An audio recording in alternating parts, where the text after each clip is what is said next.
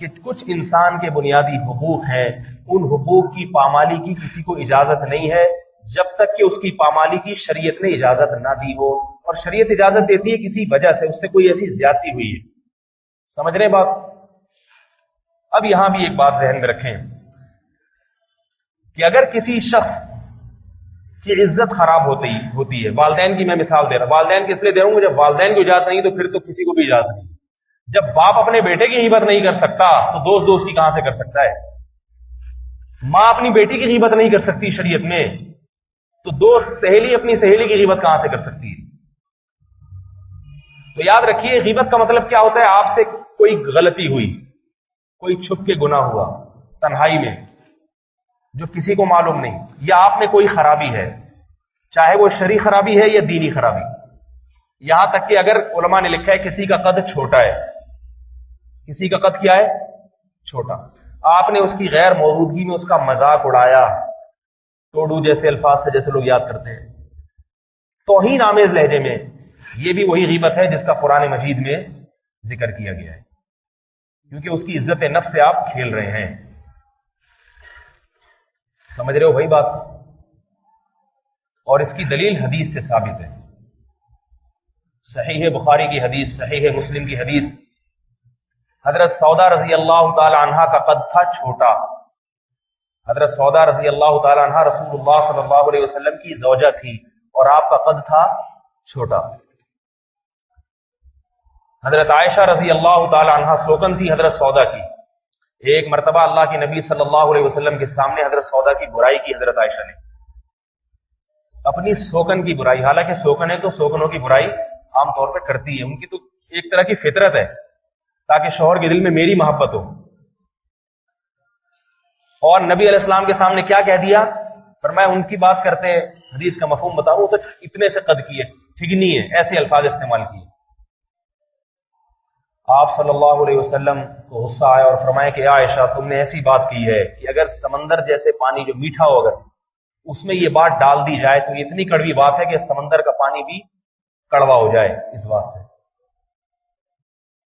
اس کے قد کا مذاق اڑایا اس کی غیر موجودگی میں.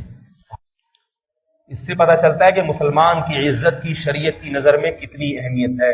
آج ہم ہر مجلس میں ایک دوسرے مسلمان کی عزت کو اچھالتے ہیں، فلاں کی بیٹی فلاں کے ساتھ بھاگ گئی، فلاں کا فلاں کے ساتھ چکر چل رہا ہے، فلاں کا مجھے پتا ہے کتنا نیک بنا پھرتا ہے، میں نے اس کو وہاں دیکھا تھا سفاری پارک میں بیٹھا ہوا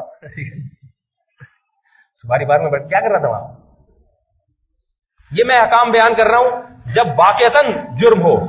اور ہمارے ہاں جو غیبتیں ہوتی ہیں ان میں اکثر و بیشتر جھوٹی غیبتیں، وہ ہوتا ہی کچھ نہیں، اپنی قیاس آ رہی ہیں. سفاری پارک میں دیکھ لیا، سفاری یہ پتہ نہیں سفاری پارک ہے، سفاری پارک ہے میرا خیال ہے، اس میں دیکھ لیا کسی کو تو فوراً الزام لگا دیا، حالانکہ ممکن ہے اکیلا بیٹھا ہو خودکشی کی نیت سے آیا ہو وہاں پہ، ایسے ہی بیٹھا ہو. یہاں تو اور چیز بدگمانیاں شروع ہو جاتی ہیں، بدگمانیاں.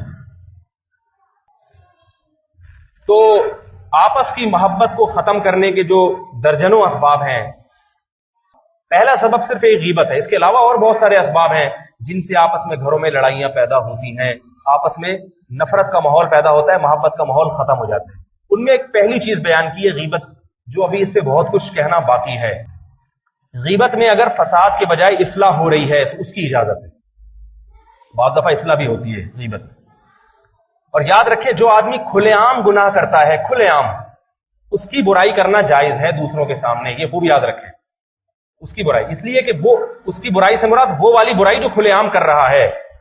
جو برائی ایک آدمی کھلے عام کر رہا ہے وہ برائی آپ دوسروں کے سامنے بیان کر سکتے اس کی غیر موجودگی، اس کے علاوہ کوئی اور برائی نہیں بیان کر سکتے اس کی.